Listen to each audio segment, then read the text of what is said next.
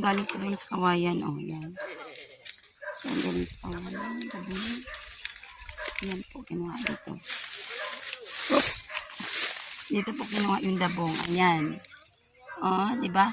Murag makaon pa unta ni tong ani ba oh, no? Kana siya, no?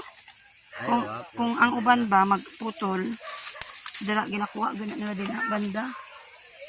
Ayan, tabi, ayan oh. Diyan po kinuha yung dabong. Ayan, ngayon ay binabalatan. Ayan na po yung dabong. So, galing po dito sa kawayan dabong yung ulam. Masarap daw ito sa ano, yung masarap ito sa adobo at binataan. So, wala na parang ibang dabong dito. Yan naman talaga yung dabong na nakuha namin dito sa ano, sa puno ng